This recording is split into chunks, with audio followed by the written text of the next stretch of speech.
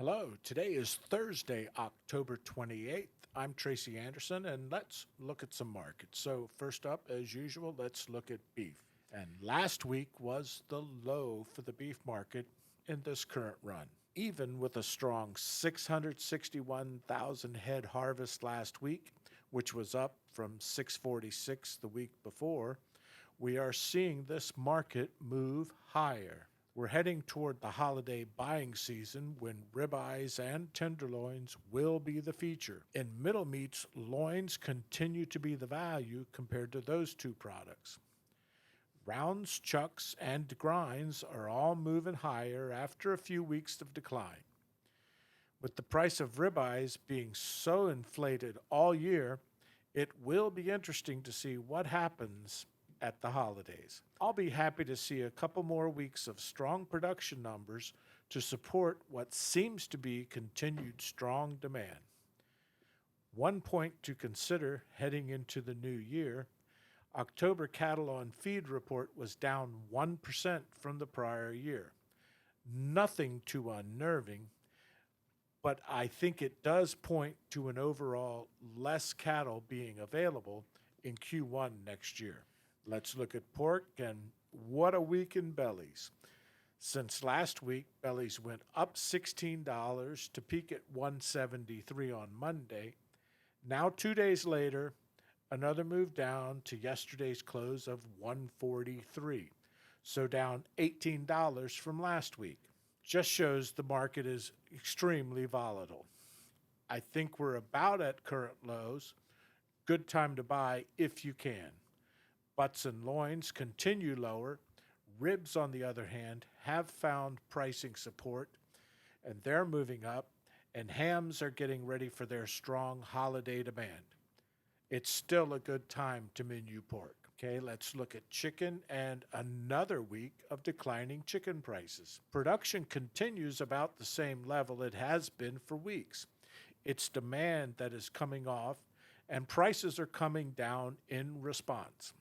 Even wings are moving lower. Boneless, skinless randoms and tenders heading down there too. Heading into cooler weather, chicken will get less retail feature, and we have turkey coming up in a few weeks. Looking at dairy and the dairy market, we continue upside down with the barrel at an 8 cent a pound premium over the block. Through Thursday's close, barrel is up 2, block is steady at no change, and butter is up 11. There may be more upside to butter for the holiday season, but we're still at a pretty reasonable market for butter. Traditionally, cheese moves lower as we head toward the end of the year, but I think we're a few weeks away from that annual decline. Milk supplies are tightening, and the dairy herd will be smaller in 2022. Still, inventories are pretty good to meet demand. And finally, grains. Corn closed at $5.73, up from last week's $5.52. Corn harvest is better than 50% complete, and favorable weather continues for the harvest. Export demand and renewed biofuel interest are pushing this higher.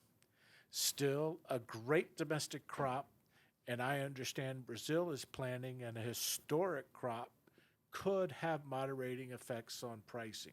Looking at soy, and the harvest is about 60% complete. In October, the U.S. was an actual net importer of soybeans. Demand is continuing strong, which is keep pricing up. Availability seems to be loosening up a bit, so maybe once this harvest is done and we have a good idea of what we have, this market might move lower. And finally, talk wheat and the continued strong move up, especially spring wheat. Yesterday's close, $11.62 a bushel, up from last week's $10.99. Inventories are tight, both due to product and labor issues. If you're a big flour user, you want to stay ahead. This won't be better anytime soon. And thanks. With that, I'm done.